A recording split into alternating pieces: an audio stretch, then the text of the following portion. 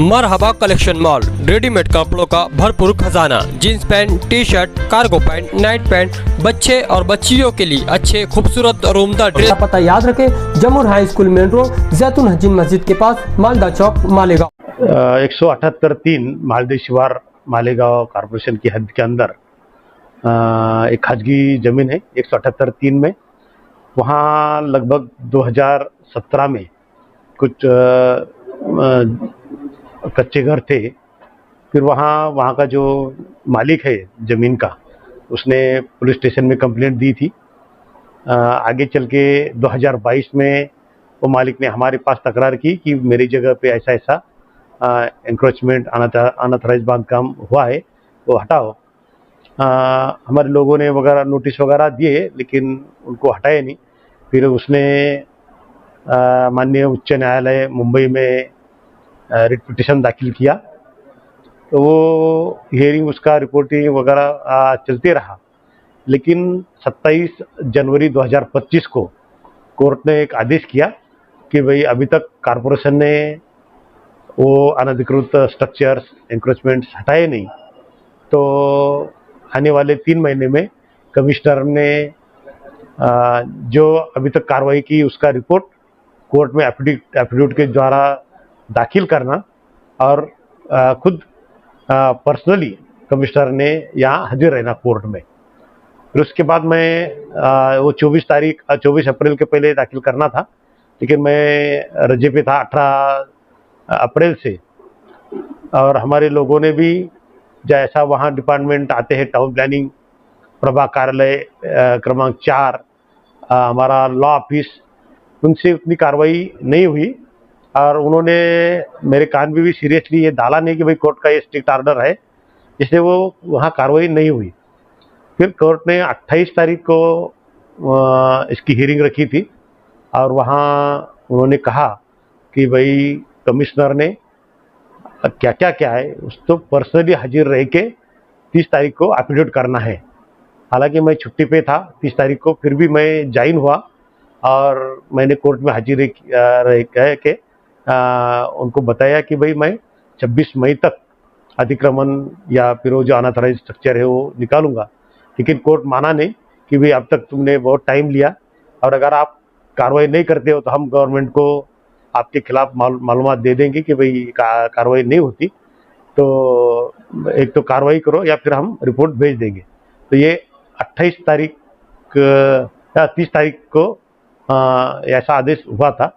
फिर उसके बाद मैं 1 तारीख को यहाँ आया, अपना महाराष्ट्र दिन का झंडा वंदन हुआ और वहाँ मैंने एक मीटिंग ली कि भाई ऐसा ऐसा कोर्ट का स्ट्रिक्ट ऑर्डर है कि भाई आपको ये अतिक्रमण निकालना ही है और 5 तारीख को कोर्ट में एफिडेविट दाखिल करके भाई ये कार्रवाई की है, ऐसा दाखिल करना।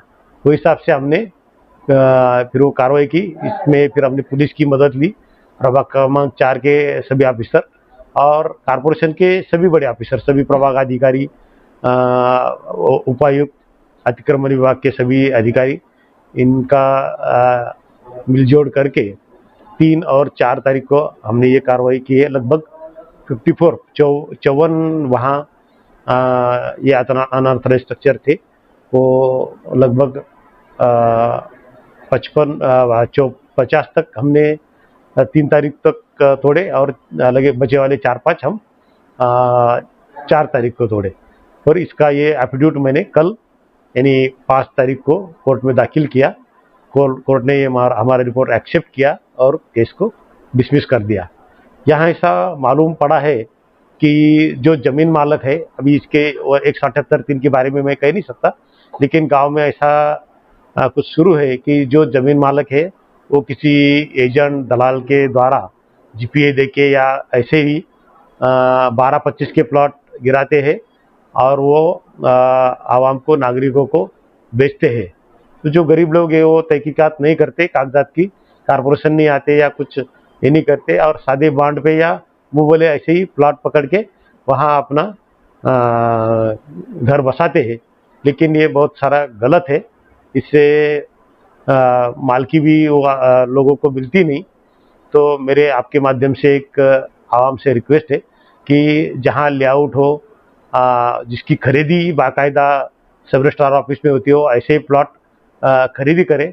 इसकी हमारे टाउन प्लानिंग से मालूमात लेते जाओ और फिर ही खरीदी करो, क्योंकि गरीबों ने बहुत कष्ट करके अपना पैसा जमाया रखता है और फिर वो कम पैसे के लालच में वो जमीन लेते हैं और फिर ये जमीन मालक बाद में 5-10 साल बाद बोलते हैं कि हमने ये बेची नहीं, या ऑथराइज हमने खरीदी दी नहीं, ये लोगों ने हमारे जमीन पे कब्जा कर लिया, अनऑथराइज कंस्ट्रक्शन कर लिए, और कारपोरेशन के जरिए वो निकालने की बात करते हैं, फिर कोर्ट द्वारा हो या कंप्लेंट करके हो।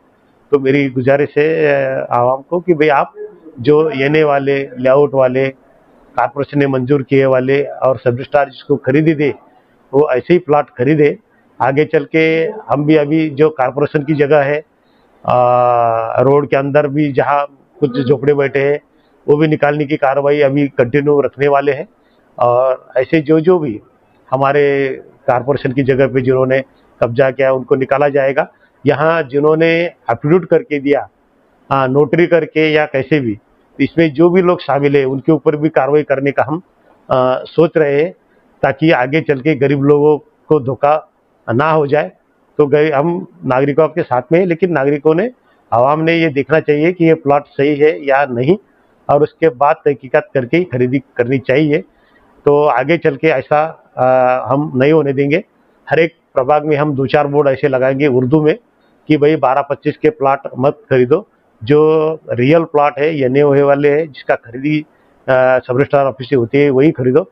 ऐसे हम बोर्ड लगाएंगे और प्रभाग अधिकारियों को भी बोलेंगे कि ऐसी कभी बात होती है तो आप हमें इतला कर दो कारपोरेशन को मेन ऑफिस में, और उनके ऊपर कार्रवाई की जाएगी।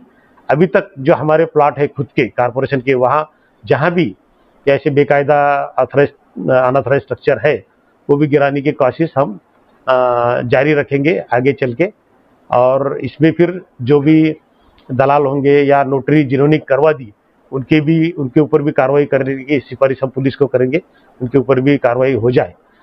फिर गांव में भी जो लोग इन अनऑथराइज स्ट्रक्चर को रहने दो, तोड़ो मत, गरीब है, ऐसा है, इन्होंने नोटरी करके खरीदी है, तो ऐसा जो भी इनको साथ देंगे हम उनका भी थोड़ा रिकॉर्ड हमारे पास रखेंगे, क्योंकि आगे चल के इलेक्शन में जो अनऑथराइज कंस्ट्रक्शन करता है या अनऑथराइज स्ट्रक्चर करने के लिए, इंक्रोचमेंट करने के लिए किसी को बढ़ावा देता है तो उसको इलेक्शन लड़ा या नहीं जाता, उसका फॉर्म रिजेक्ट हो जाता है, अवैध हो जाता है।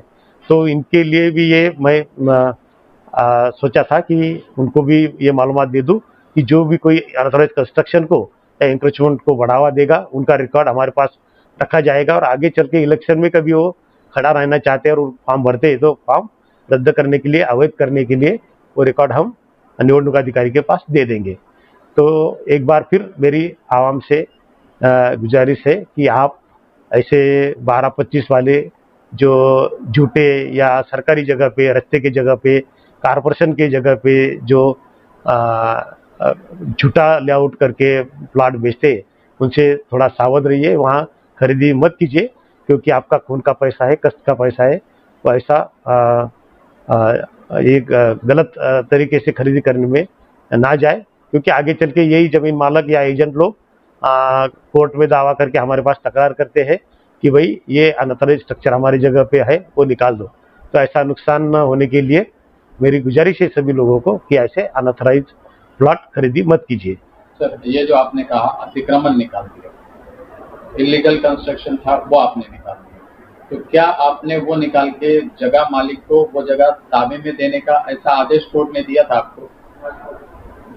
नहीं, हमें इस कोर्ट के आदेश में कहा गया था कि अनऑथराइज स्ट्रक्चर जो है वो रिमूव किया जाए, तो हमने वो रिमूव कर दिए। अभी जगह के मालकी के बारे में हम कोर्ट ने कुछ बोला है ना हमने कुछ आदेश दिया है। यानी वो जगह जो है उसको उनको दे देना, ऐसा आपको नहीं बोला गया?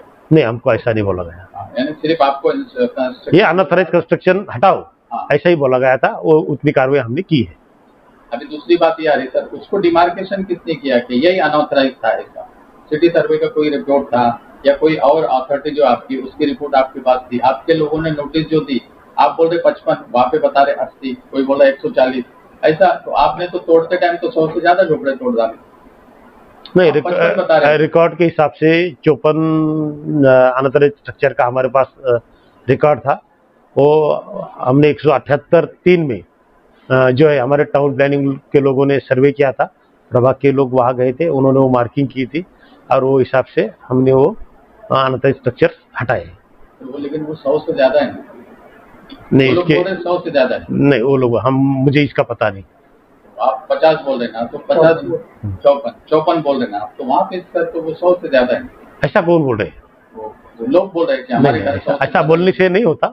हाँ। तो एक्चुअल में जो कि हमारे पास तो यादी चोपर की थी, हमने चोपर लोगों को नोटिस दी थी और वही हमने हटाए हैं।